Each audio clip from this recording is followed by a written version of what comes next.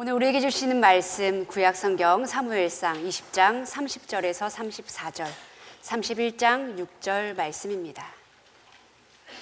말씀을 받기 위한 우리의 고백을 드립니다.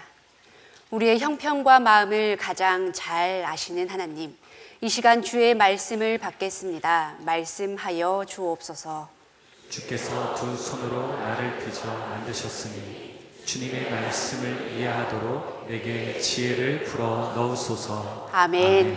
오늘 말씀 한 절씩 교독하겠습니다. 하나님의 말씀입니다.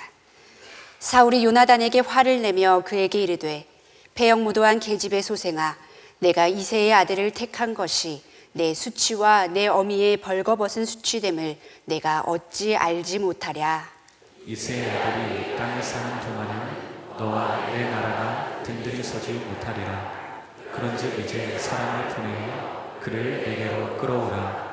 그는 죽어야 할 자이니라 한지라. 요나단이 그의 아버지 사울에게 대답하여 이르되 그가 죽을 일이 무엇이니이까 무엇을 행하였나이까. 사울이 요나단에게 단창을 던져 죽이려 한지라. 요나단이 그의 아버지가 다윗을 죽이기로 결심한 줄 알고 심히 노하여 식탁에서 떠나고 그달의 둘째 날에는 먹지 아니하였으니 이는 그의 아버지가 다윗을 욕되게 하였으므로 다윗을 위하여 슬퍼함이었더라. 31장 6절 함께 읽습니다. 사울과 그의 세 아들과 무기를 든 자와 그의 모든 사람이 다 그날에 함께 죽었더라. 아멘.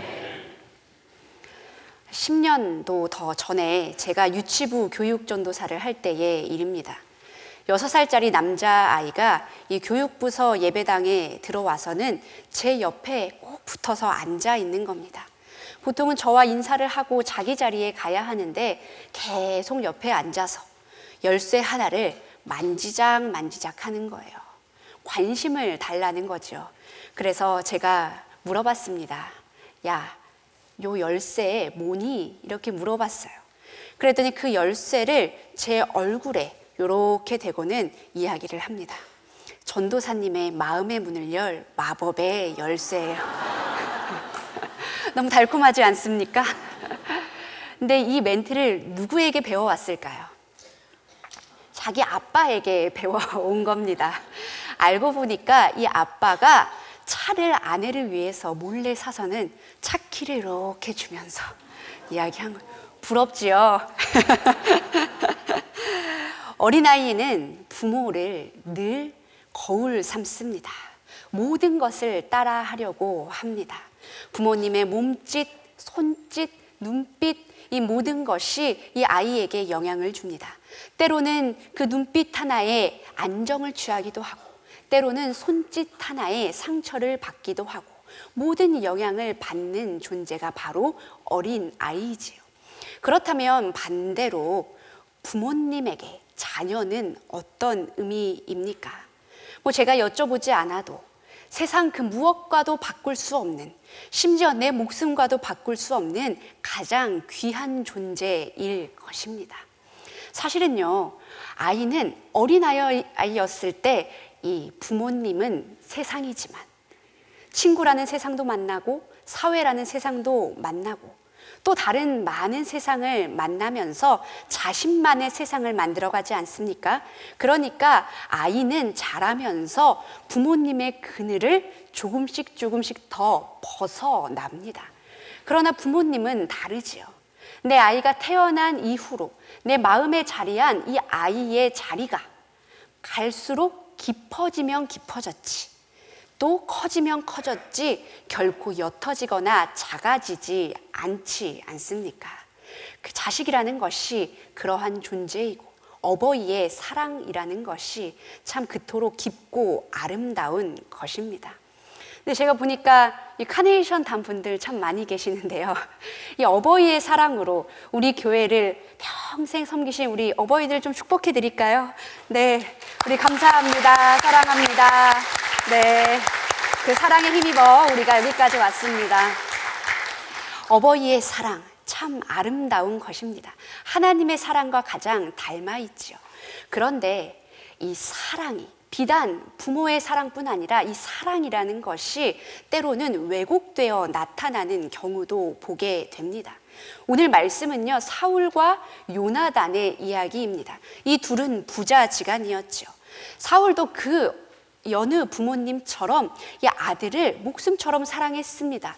너무 많이 사랑했습니다. 그래서 모든 걸 주고 싶었습니다. 나의 왕위, 내가 갖고 있는 힘, 나의 나라, 내가 가지고 있는 모든 것을 이 요나단에게 물려주고 싶었습니다. 그래서 이렇게 이야기합니다. 31절 함께 읽습니다. 이새의 아들이 땅에 사는 동안은 너와 내 나라가 든든히 서지 못하리라. 그런즉 이제 사람을 보내어 그를 내게로 끌어오라. 그는 죽어야 할 자인지라 한지라. 아멘. 요약하면 무슨 말입니까? 아들아, 너를 위해서 이렇게 하는 거야. 나는 너에게 왕위도 물려줄 거고 나라도 물려줄 거야. 그런데 방해되는 게 딱 하나 있어. 뭐냐면 이새의 아들, 바로 다윗이라는 존재야. 그 다윗 때문에 너가 왕위가 흔들릴 거야. 그 다윗이 있으면 너의 왕권이 제대로 서지 못할 거야. 너의 리더십을 세우려면 어쩔 수 없이 내가 그를 죽여야 해. 그게 너를 향한 나의 사랑이야. 이렇게 표현하고 있는 것이죠. 그런데 요나단은 이렇게 아버지에게 항변합니다. 그가 죽을 일이 무엇이니까? 무엇을 행하였나이까? 다시 표현하면 이런 것이지요. 아버지, 그거는 나를 위한 게 아니에요. 나를 위한 사랑이 아니에요. 사랑이 아닐 뿐더러 그 아버지의 행동이 나를 너무도 괴롭게 해요. 그렇게 지금 요나단은 이야기하고 있는 것입니다. 우리 그런 일들이 있지 않습니까? 나는 나의 아들을, 나의 딸을, 나의 손주들을 너무나 사랑해서, 너무도 사랑해서 그를 위하여 한 말인데 우리 자녀들은 거부감을 느낍니다. 아픔을 느낍니다. 상처를 받고 심지어는 슬픔과 분노에 차오르기도 합니다. 이것이 커지면 어떻게 됩니까? 자녀는 부모님을 향한 복수심까지 갖게 됩니다. 이 복수심이 무엇이냐면요, 부모를 해치려는 복수심이 아니에요. 이 복수심은 자기 자신을 해치는 복수심입니다. 나 자신을 내가 망가뜨리고 해치면 우리 부모님이 상처받겠지. 어린아이들의 삐뚤어진 모습이 이 심리적 기제에서 많이 나오곤 하지요. 그런데 여기에서 끝나지 않는다고 합니다. 전문가들에 따르면 여기에서 한 발 더 나아가서 이 아이들은 자책이라는 감정까지 갖게 된다고 합니다. 내가 나의 가족을, 나의 부모님을 더 사랑하고 존경하지 못해서 갖게 되는 자책의 마음. 분명 시작은 사랑이었습니다. 그런데 아픔이라는 결과를 갖게 되는 이 쳇바퀴, 이것이 비단 부모 자식 간의 관계뿐이겠습니까? 부부관계에도 나타나지 않습니까? 남편은 아내를 사랑해서 한 말입니다. 그런데 아내들은 그 남편의 말에, 아니 말뿐만 아니라 그 말하는 태도에 정내미가 뚝 떨어집니다. 아내가 남편을 위해서 여보, 이것만 좀 하면 좋지 않을까? 당신이 이것만 고치면 너무나 좋을 것 같아. 그런데 남편은 어떻습니까? 내가 이렇게까지 희생했는데 왜 몰라주고 자존심에 스크래치가 나고 나의 희생이 인정받지 못하는 것과 같은 그 마음의 상흔이 옵니다. 이것이요, 점차 더 감정이 격해지면 어떻게 되는지 아십니까? 바로 사울처럼 되는 것이죠. 폐역무도한 계집의 소생아, 폭언을 합니다. 상처를 주는 거친 말을 내어놓는다는 것이죠. 또 단창으로 던져 죽이려 한지라. 있어서는 안 되지만 폭행에 이르는 지경에까지. 무언가를 진짜로 때리는 것이 아니라 물건을 집어 던지거나 그 파괴적인 모습을 보이는 그 행동에까지 나아가게 되는 그 파국적인 결말을 우리가 심심치 않게 맞이하곤 합니다. 상대방이 내 뜻대로 되지 않아서 생긴 분노가 이러한 결과를 만들고 상처로 이어지는 것이죠. 분명 심은 씨앗은 사랑의 씨앗이었습니다. 그런데 맺힌 열매는요, 상처의 열매입니다. 심긴 대로 거두어지지 않는 그 일이 대체 왜 일어나겠습니까? 그 자라나는 과정 중에 있겠지요. 이 죄라는 해충, 이 죄라는 해충이 사랑의 온전한 열매를 맺는 것을 때마다 방해하기 때문에 그렇습니다. 여기에서요, 우리는 인정할 수밖에 없습니다. 우리는 하나님 앞에서 엎드려서 겸손하게 인정할 수밖에 없어요. 무엇을요? 나의 힘으로는, 나의 능력으로는, 나의 사랑의 의지로는 결코 온전한 사랑을 할 수 없다는 그 사실을요. 우리는요, 오직 온전하신 하나님의 사랑에 기대어 사랑할 수밖에 없는 존재입니다. 죄인이기 때문에 그렇잖아요. 여전히 연약하기 때문에 그렇잖아요. 하나님 앞에서 하나님께서 일으키셨기 때문에 내가 의롭다 여김받는 존재이지, 나의 행위로서는 그 어떤 것도 의롭다 할 것이 없음을 우리는 모두 알고 있습니다. 그렇기 때문에 나의 가족을 사랑하는 그 일조차 하나님께 붙들림 바 되어 하나님께서 공급해 주시는 그 사랑을 나의 존재에 채우고 또 채워서 그 사랑이 나의 지경에 넘쳐 흘러서 그렇게 흘려 보내는 것만이 내가 사랑할 수 있는 유일한 가능성이라는 것이죠. 그러한 사랑에 기대어 우리는 그렇다면 어떻게 가족을 사랑할 수 있을까요? 가장 먼저는요, 있는 그대로의 모습을 받아들임으로 우리는 사랑할 수 있습니다. 나의 가족의 있는 모습 그대로. 우리 하나님께서는요, 태초에 천지를 창조하시고 인간을 만드셨습니다. 그리고 어떻게 우리를 보고 감탄하셨습니까? 보시기에 참 좋았더라. 참 좋았더라. 참 아름답더라. 너무나 내가 너로 인해서 기뻐하노라.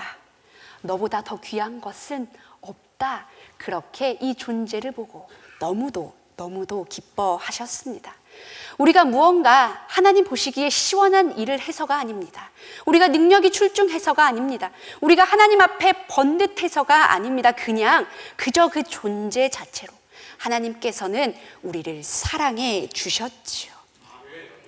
자식이요, 좋은 대학을 가면 기쁠까요? 기쁘지 않을까요? 뭐 말도 안 되는 질문을. 당연히 기쁘지요. 결혼을 해서 손주를 낳고 잘 살면 그 더할 나위가 없습니다. 우리 부모님들이요, 나에게 물려줄 것이 있으면 이 척박한 세상에 너무나 감사하지요. 건강하시면 너무도 기쁠 것입니다. 그러나 그렇지 않더라도 부모님께서 연세가 드셔서 총기를 모두 잃으셨어도, 내 남편이 실직을 했어도, 내 아내가 내가 바라는 모습과는 조금 다른 모습이어도, 나의 자녀가 아직 안정되지 못하고 자리를 잡지 못하고 방에만 갇혀 있는 것 같은 그 순간에도 우리는 사랑할 수 있는 힘이 있습니다. 하나님께서 우리를 그렇게 사랑하셨기 때문이죠. 우리 주님께서 우리를 언제부터 사랑하셨습니까? 우리가 아직 죄인 되었을 때에, 우리가 아직 허물투성이일 때에, 우리가 아직 하나님 앞에서 온전하다 여김받지 못할 그때에, 부족한 그 순간에 우리를 먼저 사랑하시고 우리를 품어주시고 나를 정죄하지 않으시고 나를 온전히 쌓아놔주시고 그렇게 참고 인내하고 기다려주셔서 우리가 여기까지 온 것 아니겠습니까? 그 하나님 사랑에 기대어 우리도 사랑할 수 있다는 것이지요. 혹시 저를 평소에 아셨던 성도님들은 제 스타일이 조금 달라진 것을 좀 눈치채셨나요? 네. 뭐가 좀 달라졌나요? 다 아시죠? 네, 다 아시는 겁니다. 근데 제가 새치 염색을 하고 파마를 하고 머리를 좀 짧게 했어요. 평소에 안 하던 일인데 남편에게 웬일로 이런 일을 하고 싶어서 셀카를 이렇게 딱 찍고 카톡으로 보냈습니다. 근데 웬일로 답이 바로 너무 예쁘게 오는 거예요. 오, 예쁘네. 이렇게 답이 오는 거예요. 기분이 괜찮잖아요. 이제 더 기분이 괜찮은 게 어떤지 이해를 하시려면 저희 남편의 평소 캐릭터를 좀 이해하셔야 되는데, 제가 얼마 전에 여보 나랑 왜 결혼했어? 물어봤습니다. 근데 남편이 정말 눈빛 하나 안 변하고 이렇게 이야기하는 겁니다. 네, 커밍 순. 남편이 이렇게 얘기하는 겁니다. 당신 웃겨서 결혼했어. 그런 남편이 예쁘다잖아요. 사진을 보고 기분이 괜찮은 거예요. 그래서 저는 어떤 좀 좋은 이모티콘 귀여운 걸 보낼까 해가지고 이렇게 찾고 있었어요. 그랬는데 카톡이 하나 더 오는 겁니다. 오늘 옷 예쁘게 입었네. 나는 머리를 해서 보냈는데 이게 웬 말이에요. 기분이 썩 좋지 않았고 지금까지 기분이 좋지 않습니다. 너무 무심하잖아요. 그런데 다시 생각해 보니까 남편이 무심하기 때문에 내가 청년 사역을 하고 있는 것을 이만큼 견디어주고 있는 거 아닐까. 내가 맨날 청년 신방한다고 늦게 들어가고 심지어는 때로 MT 간다고 외박하고 무심한 남편이니까 제가 너무 정신승리하고 있나요? 견뎌주고 있는 것 아니겠습니까? 아버지 사울은요, 요나단이 물러터지고 유약하다고 생각했을 것입니다. 너 사내 자식이 저렇게 물러터져가지고 친구에게 나라를 뺏기지. 그런데 다시 생각해보면요, 성경의 요나단처럼 깊은 사랑의 지경에 이른 사람이 누가 있습니까? 저는 예수님을 제외하고는 이 성경 속에서 하나님의 사랑을 가장 닮은 사람을 꼽자면 바로 요나단을 꼽을 것입니다. 얼마나 그릇이 컸으면, 얼마나 깊었으면 자신의 정적이 될 수 있는 다윗을 생명처럼 사랑했다. 그렇게 성경이 기록하고 있겠습니까? 내가 가족 구성원에게 원하는 모습, 바라는 모습, 나의 기준으로 바라본다면 그 안에 있는 반짝이는 보석이 보이지 않습니다. 그러나 있는 모습 그대로 받아들이며 사랑할 때 하나님께서 주신 놀라운 보석과 같은 반짝이는 모습을 발견할 수 있을 줄로 믿습니다. 우리의 가족 어떻게 사랑할까? 두 번째로요, 죄의 길에 서지 않도록 도움으로 우리는 사랑할 수 있습니다. 우리 하나님께서도 계속 우리에게 이렇게 사랑을 하시죠. 선한 길로 우리를 인도하시고 죄의 길에서 나오도록. 아버지 사울이요, 화를 냈습니다. 단창을 던졌습니다. 아들도 화가 났겠죠. 상처받았을 겁니다. 성경에 보면 화가 안 났다고 표현하지 않습니다. 몹시 분이 났다라고 표현했습니다. 그런데 요나단의 놀라운 점은요, 분을 내어도 죄를 짓지 않았습니다. 심지어요, 이 죄를 아버지가 짓지 않도록 도와드렸습니다. 33절 34절 말씀 함께 읽습니다. 요나단이 그의 아버지가 다윗을 죽이기로 결심한 줄 알고 심히 노하여 식탁에서 떠나고 그달의 둘째 날에는 먹지 아니하였으니. 아멘. 요나단이 어떻게 했습니까? 가장 먼저 식탁에서 떠났습니다. 아버지가 단창을 다시 한번 던져서 자신을 죽이는 죄를 짓지 않으시도록 몸을 피했습니다. 예전에도 그런 일이 있었어요. 다윗을 죽이는 죄를 범하지 않으시도록 다윗 보러 너 아버지가 초대하는 연회장에 나오지 말아라.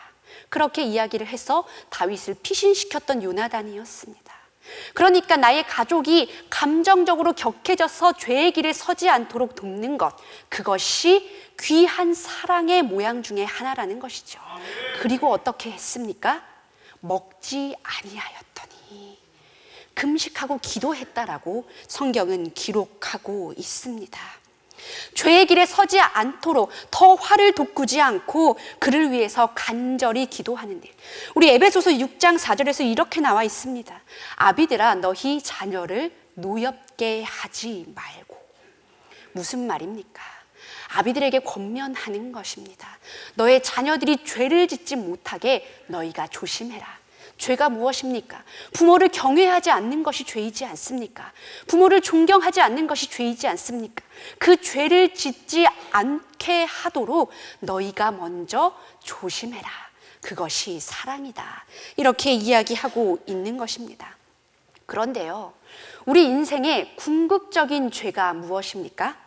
바로 하나님을 모르는 것, 하나님의 마음을 떠나는 것, 예수 그리스도의 길에서 벗어나는 것. 그게 우리 인간의 궁극적인 죄이지 않습니까? 우리는 무엇보다요, 한 발짝 더 나아가서 우리 가족이 하나님을 모르는 죄를 짓지 않도록 도와야 합니다. 무엇으로 도와야 합니까?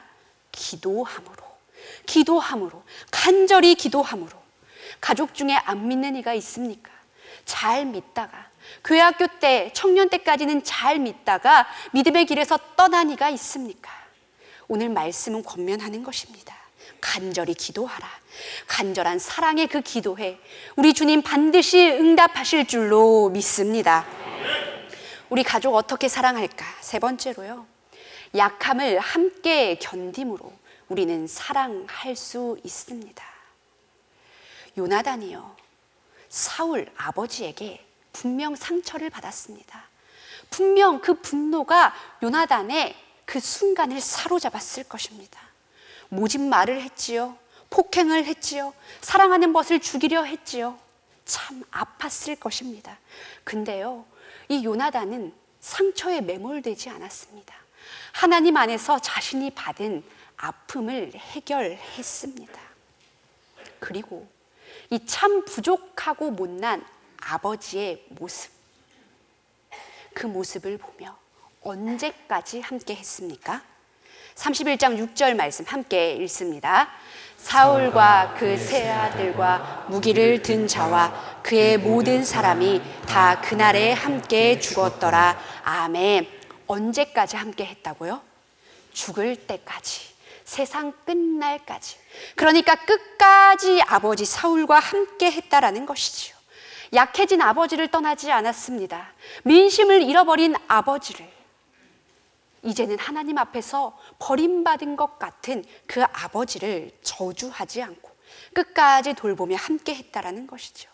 아비가 되어 어찌 그럴 수 있느냐고 원망하는 말로 이 모든 인생을 낭비하지 않았습니다.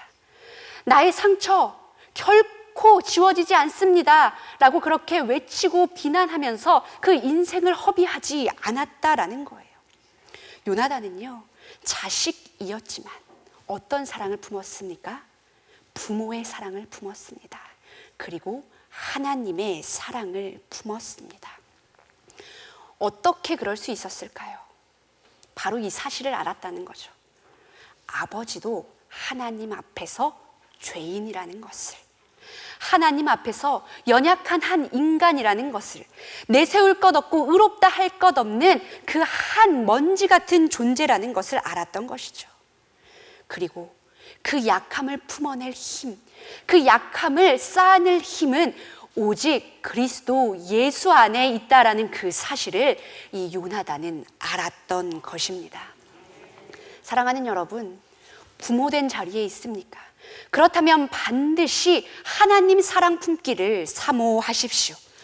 그런데요, 내가 자식의 자리에 있어도, 내가 며느리의 자리에 있어도, 내가 동생의 자리, 내가 아내의 자리, 내가 남편의 자리에 있어도 그 사랑이 가능함을 반드시 기억하십시오.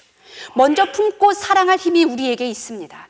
우리는 은혜를 받은 자들이지 않습니까? 우리는 나의 약함을 견디어 주신 그 하나님의 놀랍고도 엄청난 사랑을 먼저 받은 이들이 아닙니까? 그 영적인 흐름이 나로부터 흘러갈 수 있지 않겠습니까? 요한복음 12장 24절 함께 읽습니다. 내가 진실로 진실로 너희에게 이르노니 한 알의 밀이 땅에 떨어져 죽지 아니하면 한 알 그대로 있고 죽으면 많은 열매를 맺느니라. 아멘. 사랑하는 영광의 성도 여러분, 우리 주님 우리를 이렇게 사랑하셨습니다. 한 알의 밀알이 되어주셔서 나의 모습 그대로를 받아주셨고 죄의 길에 서지 않도록 도우셨고 지금도 도우시고, 그리고 때마다 나의 약함을, 연약함을, 죄성을, 그 더러운 나의 모습을 받아들여 주고 계십니다. 그래서 우리가 작은 열매라도 맺으며 이 자리에 서 있는 것 아니겠습니까? 하나님의 그 크신 사랑을 우리가 흔적이나마 담기를 원합니다. 그렇게 나의 가족을 사랑하고 여기에 모인 영광 가족을 사랑하고 내 삶의 자리에서 마주하는 우리의 이웃을 사랑하는 저와 여러분 될 수 있기를 간절히 소망합니다.